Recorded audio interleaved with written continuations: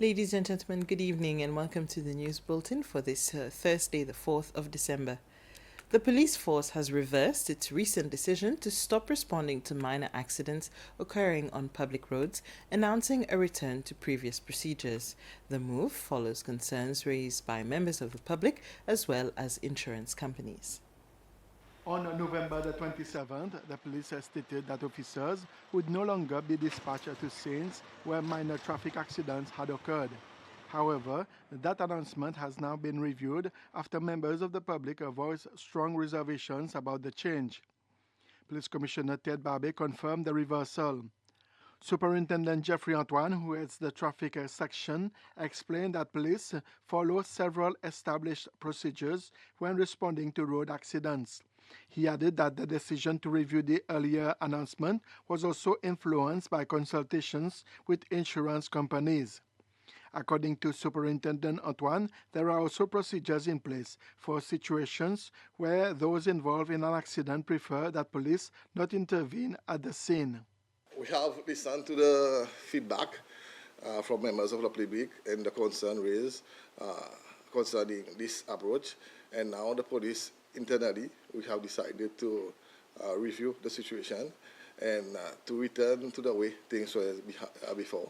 So now all vehicle accidents, road accidents, which is reported to the police, will be assisted by the police. All police will attend the scene when it is reported. However, members of the public still also have the choice not to report straight away, but they have 24 hours to report the accident. What they can do, they can change address, number of vehicles, and the contacts, all details that they have. Both drivers can exchange those details, and then they report to the police station before 24 hours. The police force also reminded motorists that they are required to report incidents in which they hit an animal on the road, such as a dog, as such collisions often result in vehicle damage that must be officially recorded. The Chamber of Commerce and Industry, along with the Retailers Association, have welcomed the Ministry of Finance's decision to reinstate checks as a form of payment within the banking system. The two bodies representing the business world agree that digitalization is a necessity, but believe that due time is needed for a smooth transition. The Bankers Association says its members are prepared to follow the decision, but however, remind customers that personal checks will not be back before March 1st, 2026.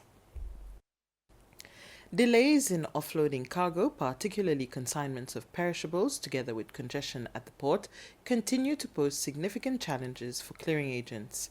These issues were raised during a meeting between the Minister for Finance, Economic Planning, Trade and Investment, Pierre Laporte, and a group of clearing agents.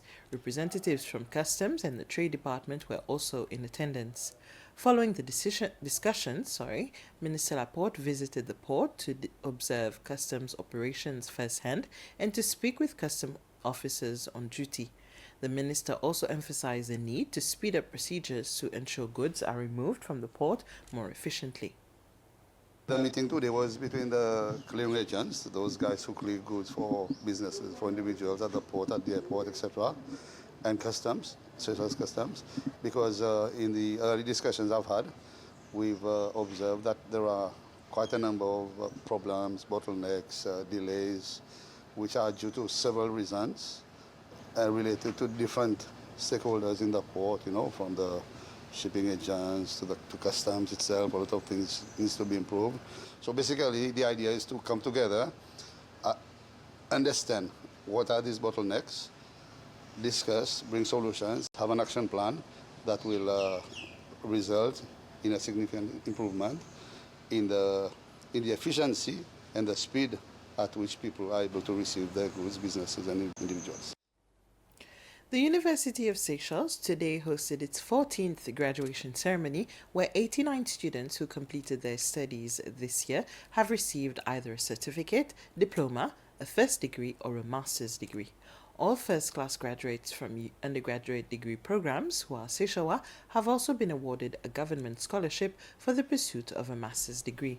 President Patrick Emini and First Lady Veronique Emini, along with several ministers, also attended the ceremony at the auditorium of the University of Seychelles.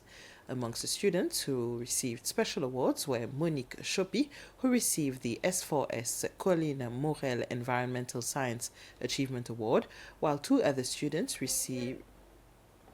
Shamira Bassian and Angelique Reddy, received the Dean's Awards in their respective subjects. I feel really proud. It's a testament to my hard work and a testament to how dedicated my lecturers are. And yeah, I encourage the youth to always believe in themselves and never think that you can't learn anything. It's always important to believe in yourself. The Financial Services Authority has announced a new Chief Executive Officer. Mr. Pascal Morin officially takes up the position today, and he replaces the outgoing CEO, Randolph Samson. Mr. Morin holds a Master of Laws in International Banking and Finance Law, as well as a law degree. He also has experience in the financial services industry. The authority says it fully supports Mr. Morin as he takes on his new role and leads the FSA into its next stage of development. It also assures the public that the leadership transition will be smooth and that the stability of the financial services sector will be maintained. Work to validate the National Strategy for Intellectual Property is in its final stage. The Commerce Division facilitated a two-day workshop recently involving several key stakeholders to finalize the project, which began in 2010 and which has encountered significant delays. It was the Minister for Finance, Economic Planning, Trade and Investment, Pierre Laporte, who officially launched the workshop at the Berjaya Hotel. This strategy is more than legal framework. Through the development of the NIPS, there will be more opportunities to leverage IP assets, promote innovation, attract investment, and foster entrepreneurship, leading to increased productivity, job creation, and economic diversification. It is therefore a catalyst for innovation, entrepreneurship, and sustainable growth. By protecting creativity and promoting knowledge, the NIPS aim to empower our businesses, safeguard our cultural heritage, and enhance our competitiveness in the global economy. This workshop is an opportunity, therefore, to validate a strategy that is inclusive, practical, and aligned with our vision of resilience and prosperity. Seychelles' new permanent representative to the United Nations, Ambassador Viviane Foctave, has presented her credentials to UN Secretary General Antonio Guterres in New York. She passed on President Patrick Emini's greetings and thanked the UN for its support to small island developing states. The Secretary General praised Seychelles' efforts on sustainable development. The Citizens Engagement Platform Seychelles, CEPS, has sent a message on the occasion of International Volunteer Day, which is celebrated on December 5th, which is tomorrow. CEPS honors its members and partners for their dedication to serving communities in need. This year's theme, Every Contribution Matters, highlights that all voluntary efforts, big or small, make a meaningful difference. They added that volunteerism strengthens social cohesion, supports vulnerable communities, and underpins society. CEPS ended their message by calling on the government and the public to promote and support volunteering, recognize contributions, and encourage everyone to join in the noble effort to create positive change. And finally, the Red Cross Society of Seychelles also sent a message for tomorrow's International Volunteer Day.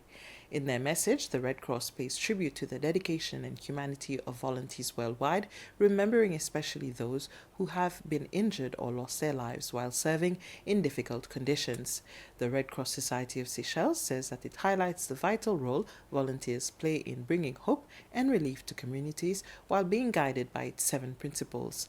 Under the theme Every Contribution Matters for International Volunteers Day 2025, people are encouraged to recognize that even small acts of service make a meaningful difference.